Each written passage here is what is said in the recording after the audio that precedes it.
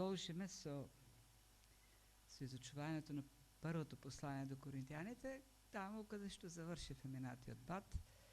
Во 12 глава се говори за духовните дарови, тоест авторот, апостолот Павле, се обидува да коригира некои неправилни разбирања што коринтијаните ги имале во однос на духовните дарови и во однос на самата духовност. Веројатно повлијаени од некои пагански разбирања, претходни разбирања, и врзувале духовноста на луѓето со даровите кои ги поседуваат. Така, оние христијани кои и имало такви, со сигурност од црквата, зашто се спомнуваат во овој текст, имало христијани, имало верници кои поседувале така поспектакуларни дарови, со кои можеле да вршат некакви духовни феномени, гладни за нешто што ќе ги шокира, нешто што ќе ги занеми, ги ценеле повеќе таквите верници и ги нарекувале духовни. Пнеуматикон, тие се духовните.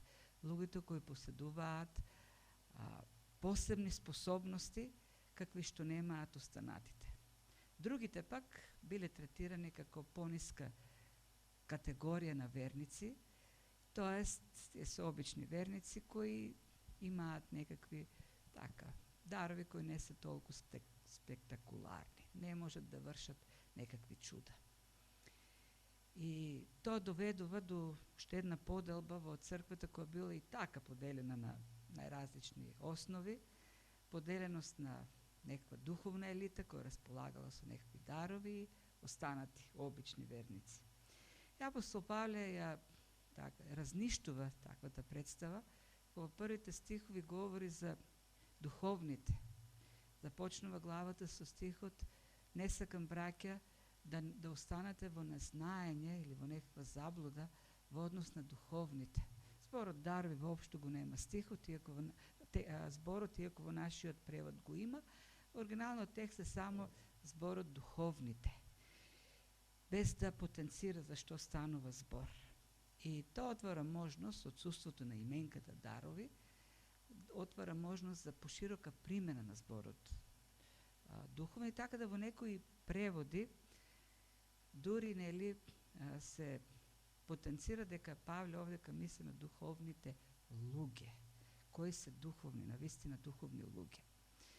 И тоа врзува духовноста не со даровите, туку врзува духовноста со верата, со знанието во вистината, за вистината дека Христос е Господ.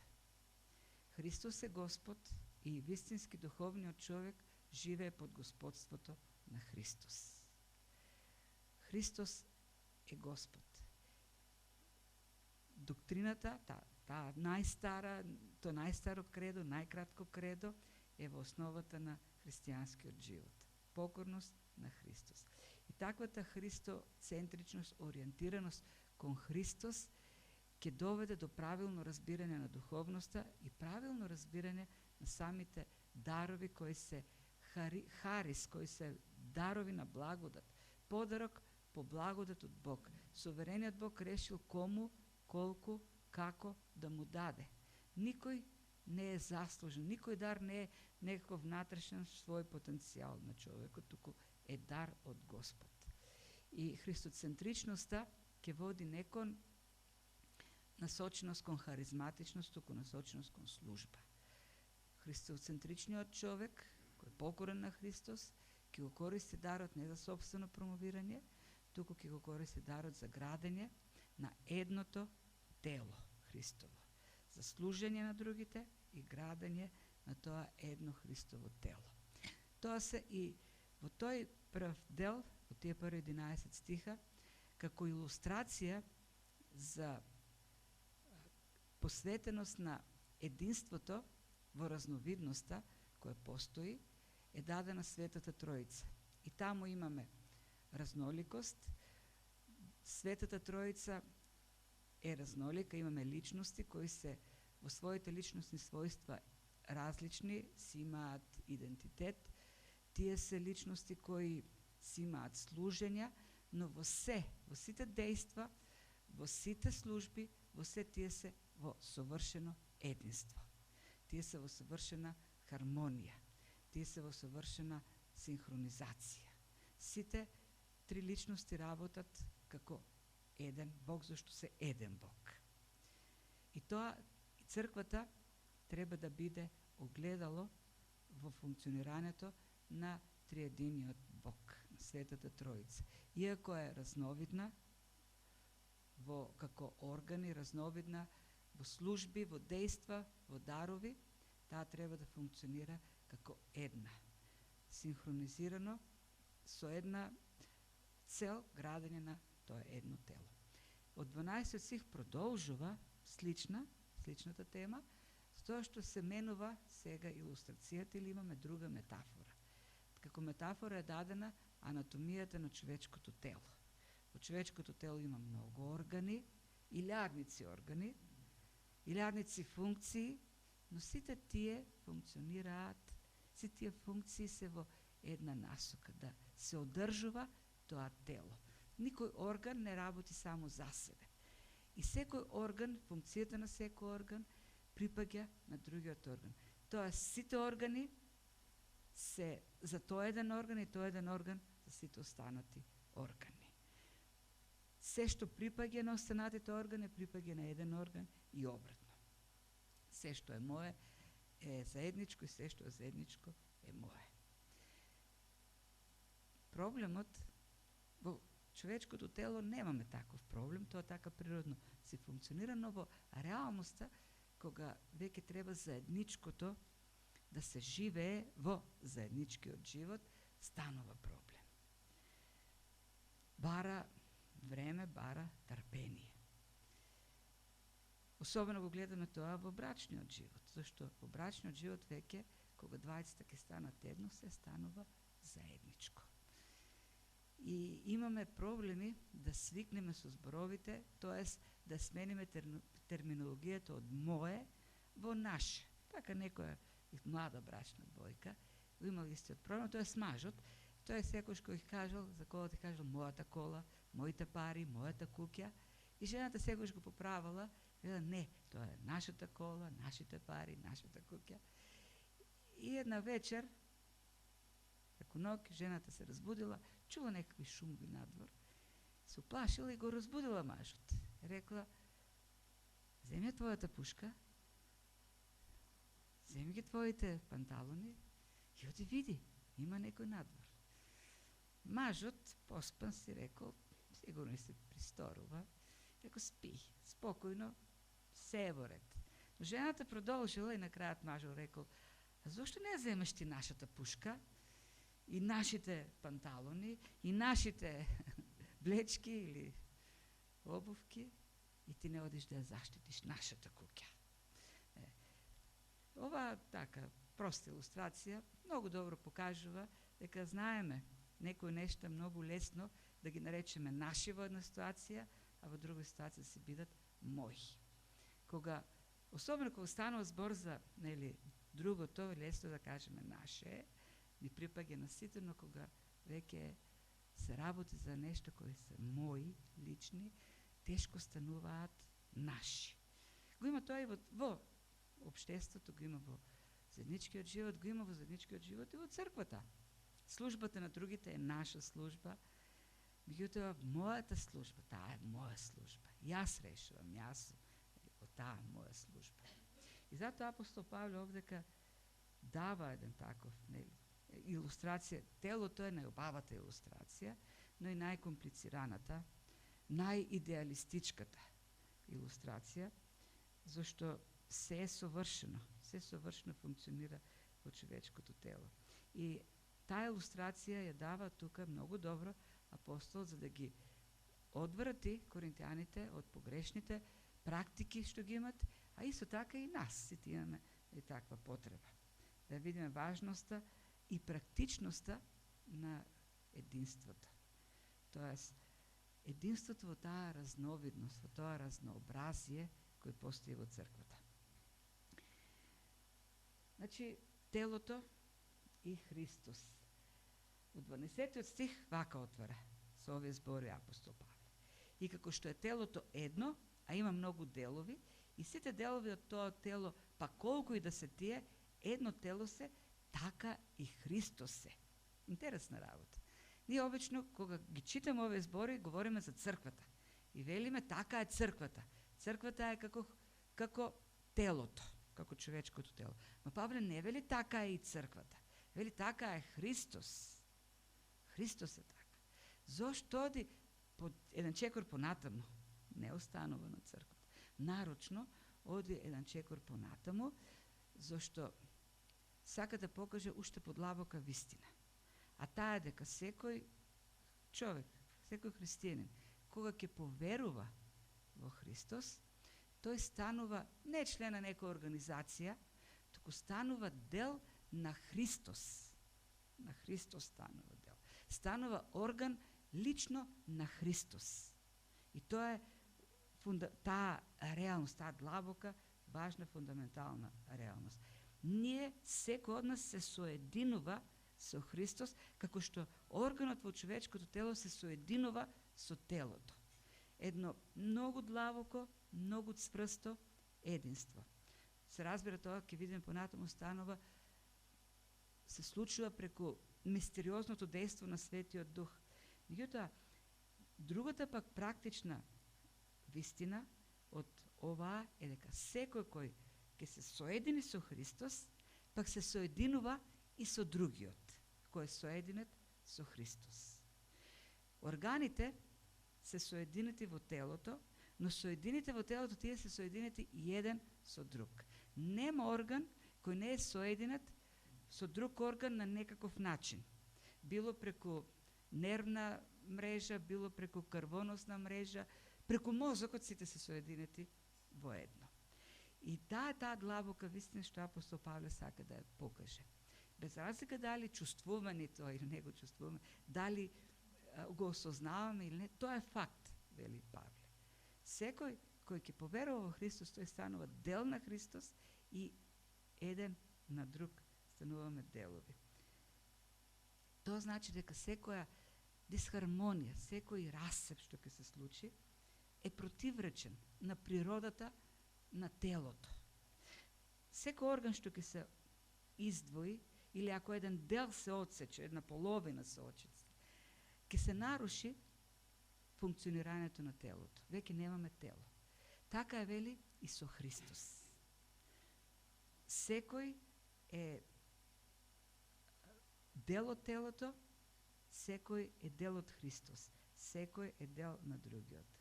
И потоа продолжи или како тоа се случува и говори за крштение, зашто преку еден дух сме крстени сите во едно тело, било јудејци или елини, било робови или слободни, и сите сме со еден дух напоени. Во 11 глава апостол Павле ја спомна Господната вечера. Овде зборува крштевање. Тоест, во две глави една по друга говори за две најчести практики или двете таинства кои ние ги практикуваме. Господната трпеза, причестата и крштенијата. На причестата, јадејќи лепи вино, ние покажуваме што реално духовно се случува. Ние реално духовно се соединуваме со телото и крвта на Христос. Ние реално духовно се храниме од телото и крвта на Христос. Тоа е символиката зад Господната трпеза. Овде говори за крштение. Водното крштение е пак символика на една духовна реалност, на едно вистинско духовно крштевање. Секој што ќе поверува во Христос, Духот го крштева така што го соединува, тоест го додава на Христовото тело. Се случува реално духовно крштение. Го вклучува кон Христовото тело, го соединува, го вградува и во однос го става воопштене со останатите делови. Така да, сите христијани или се напоени од еден дух. Како што во човечкото тело секој орган, нема орган што не е напоен со крв. Секој орган, и најмалиот, е исполнет со крв. И најоддалечените. И една крв ги исполнува. Така и во Христовото тело сите органи, сите луѓе, сите членови, сите верници, сите се исполнети, се напоени, се наполнети со еден исти дух. Низ нив циркулира, тече еден исти дух кој ги врзува. Така создава едно тело, Христово, кое е во нераскинлива врска. Не можеш туку така да откинеш дел од телото. Ако фатиш еден орган, тој повлекува и друг орган. Врзани се. Ако земаш кога и во животните да ја извадиш утробата, излегуваат и цревата, и дробовите, и желудникот, стомахот се излегува. Врзани се во таква нераскинлива врска. Во Христовото тело пак таа врска е вечна врска. Многу длабока, многу силна, многу блиска и продолжува во целата вечност. Така, идејата на Павле во сите тие поделби што постоеле во црквата во Коринт. Фаворити проповедници, Павле, Аполос, Кифа, социјална поделба, етничка поделба, евреи, елини, вели сите сте, без разлика на етничка припадност, без разлика на на дарови кои имате, без разлика на социјалниот статус, на полот, дали сте мажи или жени во црквата, зашто и таква поделба имало, гледаме во 11 глава. Сите вие сте припаѓате на едно тело. Сите сте поврзани, напоени со еден дух. И сега, тоа е довдека е теоријата, така да кажем. Довдека е вистината. Како, што е црквата? Што сме ние како органи на Христовото тело? Од тука натаму веќе станува се посложно. Таа вистина треба да се живее во практичниот живот. И не се живее лесно. Во човечкото тело природно се функционира и Христовото тело природно така функционира, но не доаѓа само по себе. Треба труд, вложување на труд. Тоа единство бара усил. Единството бара време, бара трпение. И овдека има проблеми кои се јавуваат. И овдека Павле адресира два основни проблеми или два погрешни пристапи кои обично се јавуваат. Едниот погрешен пристап, некои луѓе кои се чувствуваат така инфериорни и кои имаат кон самите себе, а другиот пристап, кон оние што се чувствуваат посупериорни, какви што имало во црквата во Коринт, и имале пак погрешен пристап кон другите. Така да некои гледале погрешно самите себе, а некои гледале погрешно на другите. И тој тие две поврзани појави ги адресира во двата дела кои продолжуваат 14-20, како некои, како и обично гледаме на себе, и како некои пак обично гледат на другите. Очигледно дека овдека во овој дел станува збор за луѓе кои се чувствувале така поневредни, недостојни заради своите дарови. И тука во овој стихови употребава сатира апостол, како виц го прави тоа, да не насмее, но и да ни покаже една глуповост во размислувањето. Тоа која сатирата органи дава сцена во која органите се разговараат во човечкото тело. И тоа не само што разговараат, туку негодуваат. Еден орган негодува пред другиот орган за функцијата, незадоволен од функцијата што ја има. И вели, ако ногата рече, бидејќи јас не сум рака, не сум дел од телото, зар само заради тоа таа не припаѓа на телото? И ако увото рече, бидејќи не сум око, не сум дел од телото, зар поради тоа увото не припаѓа на телото? Ова шега, овдека, има цел да покаже колку е безумно, колку е глупово така да се размислува. Во човечкото тело нема орган кој не е важен. Очигледно, пак ќе кажем, некои се чувствувале така, апостол Павле не го пишува тоа туку така. Има луѓе кои веле, јас се немам таа дарба, јас не сум Павле, не одам по, или Петар, не одам да проповедам, да основам цркви, не сум како Петар, оној камен од карпата на кој што црквата ќе биде поставена, големиот водач. Не сум како Аполос, филозофот, реторичарот, оној што убаво говори. Не сум како некои што лекуваат. Може би јас и не припаѓам на телото. Може би сум потребен. Може би подобро да не сум тука. Може само пречам на другите. И Павле ја дава таа метафора, таа слика овдека, да покаже дека нема неважен дел. Глупово е. Еве вие во човечкото тело, вашите тела, вели Павле. Кој од вас би се отсекал ногата затоа што не е рака? И би кажал, не ми треба. Може би ногата не готова, ама телото вели, не, мене ми треба ногата, самото тело како тело. Има толку многу, секој орган си е важен. Има органи кои не ги гледаме. Има внатре во нашите тела невидливи влакнанца кои даваат чувствителност на телото. И ако се повредат, немаш чувствителност. Сега овдека немам чувствителност, зашто некои влакнанца се повредиле. Никогаш не ги гледам. Не сум им посветил никогаш внимание во животот. Никогаш кога сум застанал пред огледалото, не сум си кажал, сега што да направам за тие влакна во мене? Како да ги дотерам сега? Како да ги облечам? Да ги парфюмирам, да ги намирисам? Важни се, не ги гледаме, не ги ни осознаваме дека постојат. Се многу важни. Многу се потребни.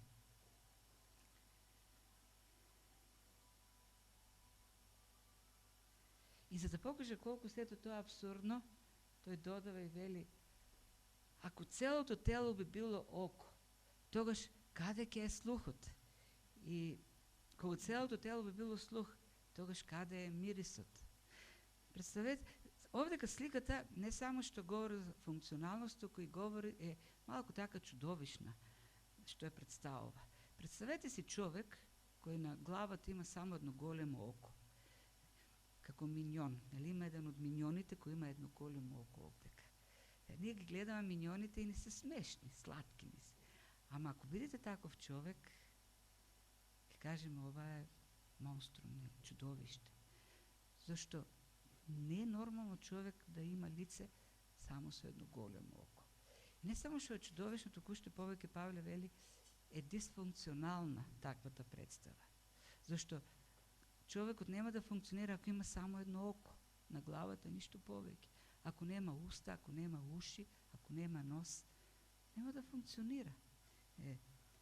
Независно колку се мали, обични или наведум непотребни, секој дел работи во хармонија со другите и е потребен. И уште повеќе вели, ако размислувате така пак, ја пропуштате главната поента. И го вклучува овдека Бог и вели, може би не си око, не си нос или рака, немаш дар како другиот, но Бог ги наредил даровите, секој од нив во телото така што посакал. Ако сите тие би биле само еден дел, тогаш каде е телото? Бог создал тело, не еден орган. Бог го создал тоа. Тој решил какви органи да има во човечкото тело. Тој решил какви органи да има во неговото тело, во божественото тело. Тој суверено решава. Тоа е божествен дизајн. Тој подредил.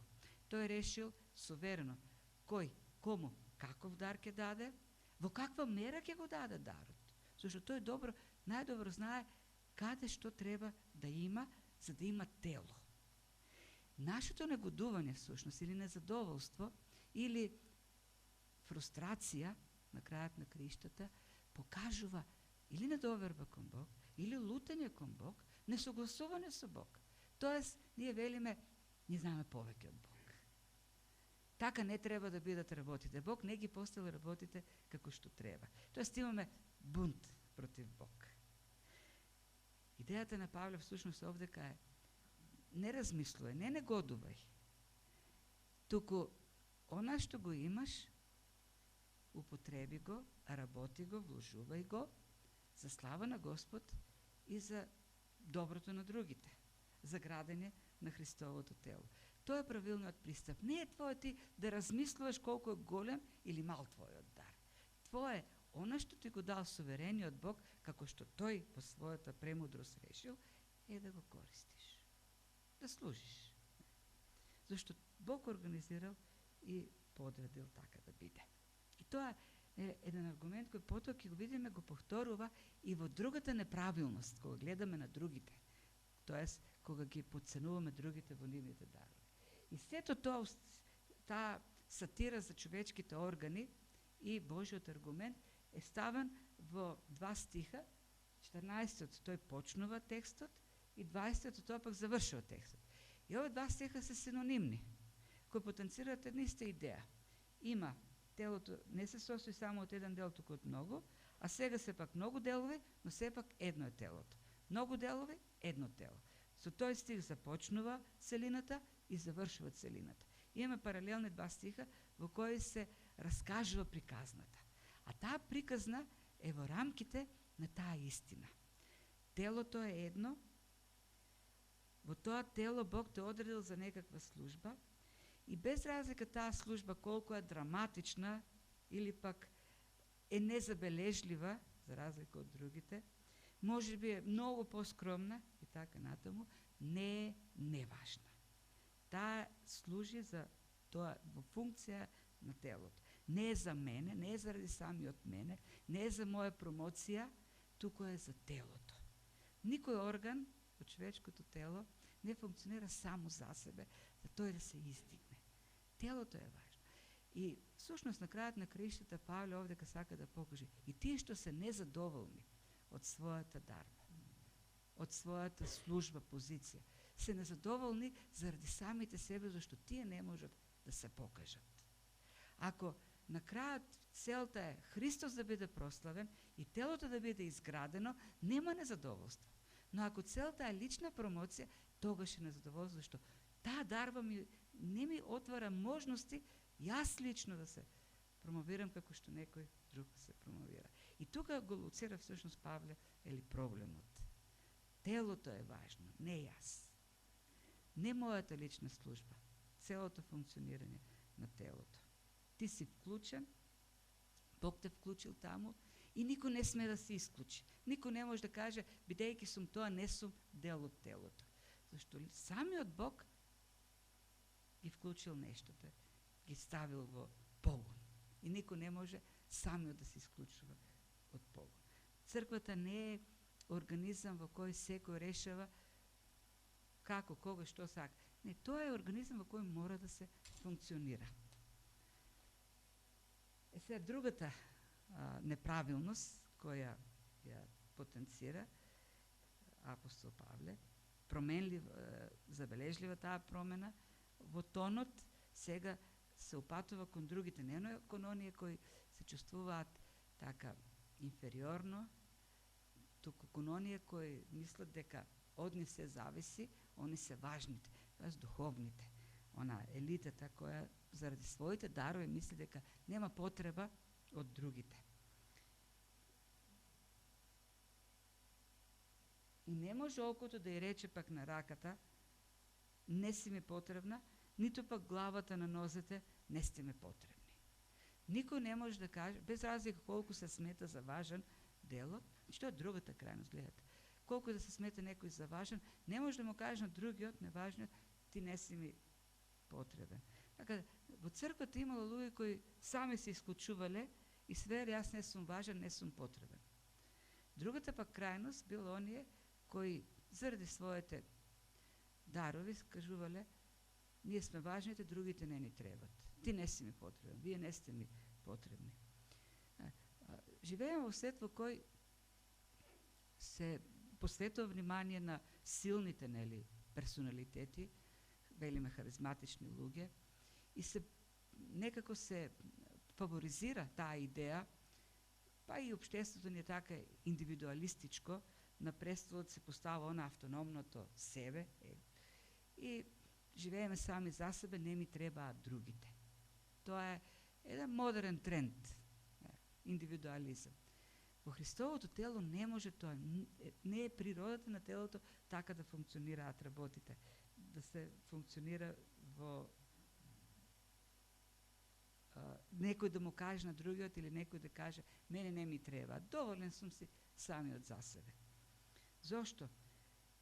И овдека продолжува апостол Павле, напротив, оние делови од телото кои не изгледаат послави се многу попотребни. И на оние делови на телото за кои сметаме дека се помалку честни и му даваме повеќе почит. А нашите срамни делови добиваат поголема пристојност. Пристојните пак делови немаат потреба од чест. Поентата е многу очигледна. Има делови во телото кои ние воопшто не ги забележуваме. Кога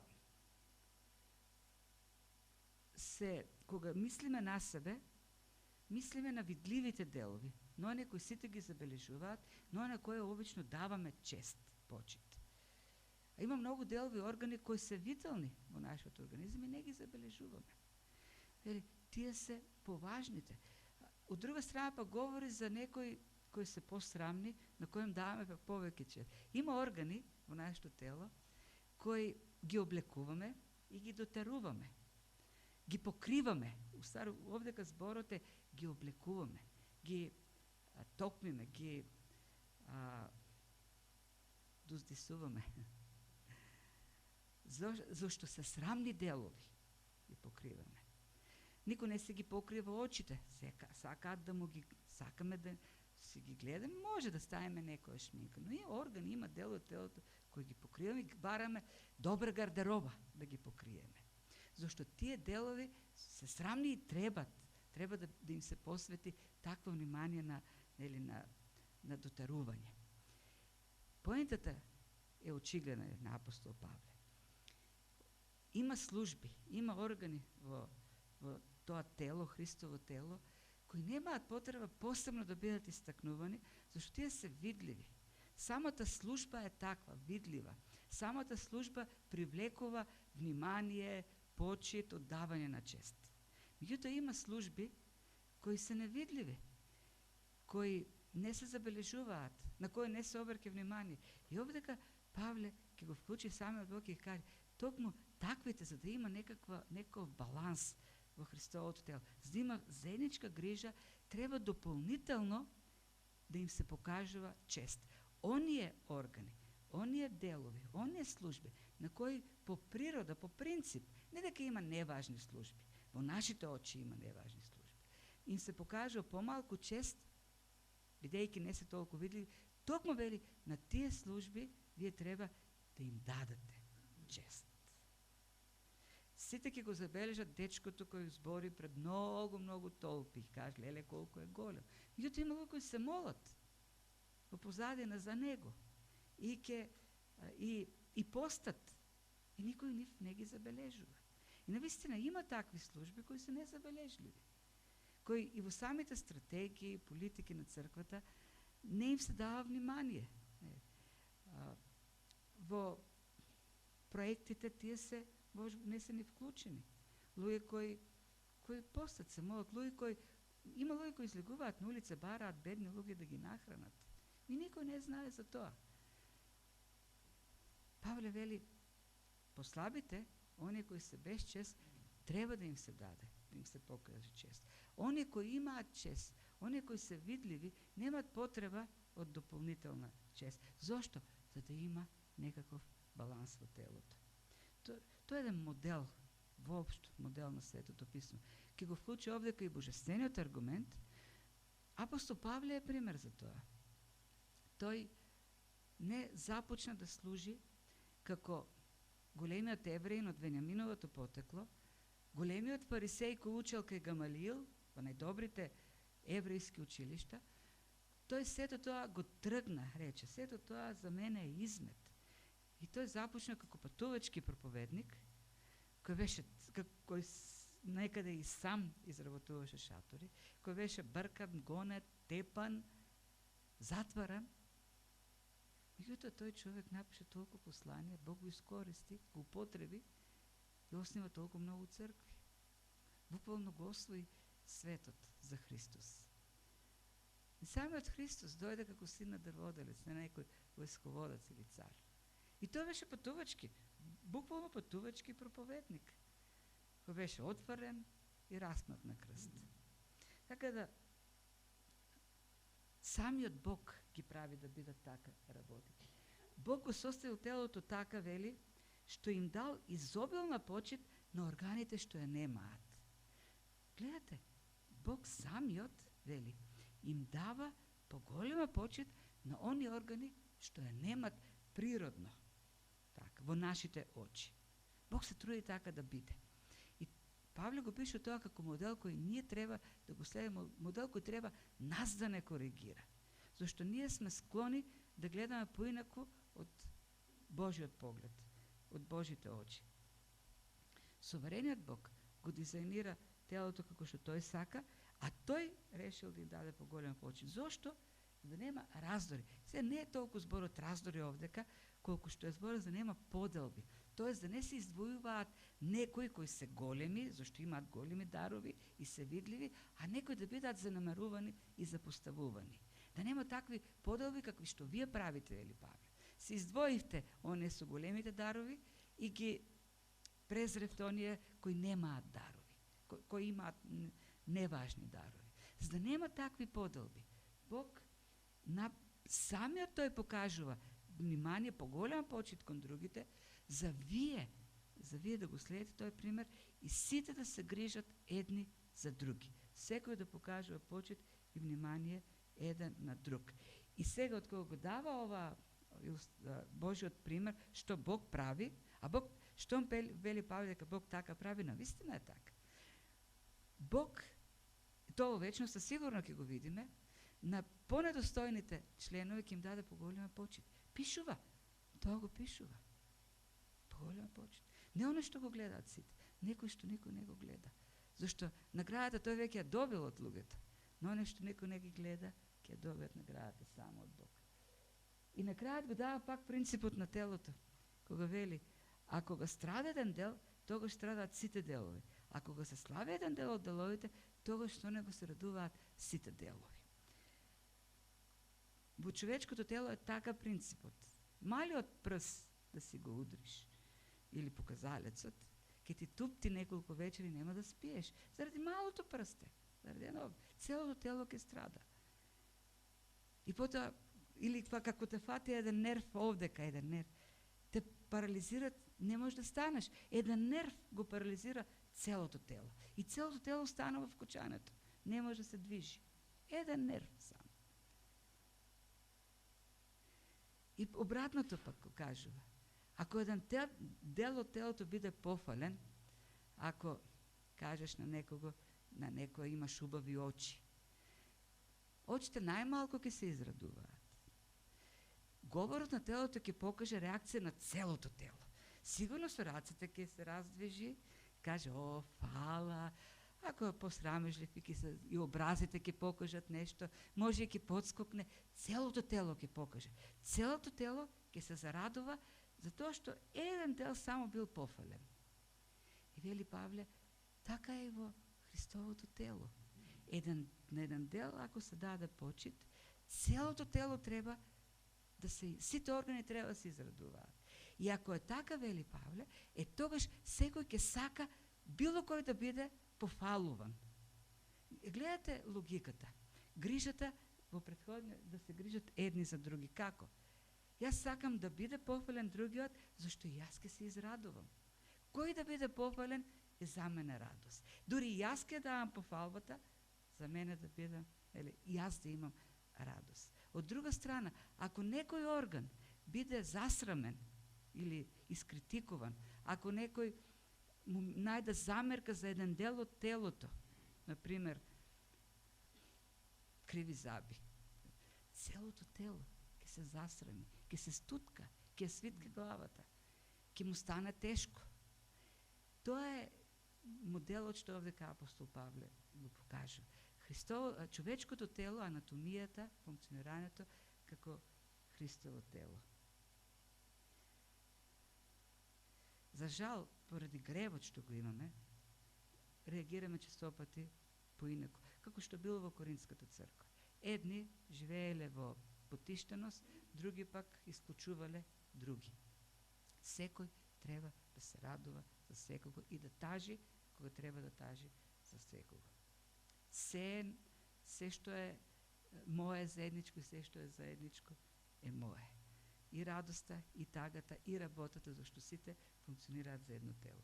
И на крајот таа завршува во 27 стих, иако има уште 4 стиха, тие ќе бидат дел од следниот текст, од љубовта, купнењето за поголеми дарови, иако се цели, како цели на овој текст, сега нема да ги разгледаме, ќе одиме понатаму. пак завршува нели со таа разновидност. Вие сте телото Христово, а поделно членови. Тоест, има индивидуалност. Секој си е индивидуа, но како индивидуа пак е дел на заедничко. И ова ме подсетува многу на современите, модерните трендови. Денес се говори, се потенцира индивидуалност да се зачува за секој. Тоест, никој не смее да биде притиснат така, под притисок на заедницата, нели, да ги остварува своите права. Во исто време пак, сега се говори пак многу и за секој како индивиду пак да биде дел, да не биде исклучен од заедничкото, никој да не биде притиснат, но во исто време да не биде исклучен. Тоест, цело е кога има се, нели.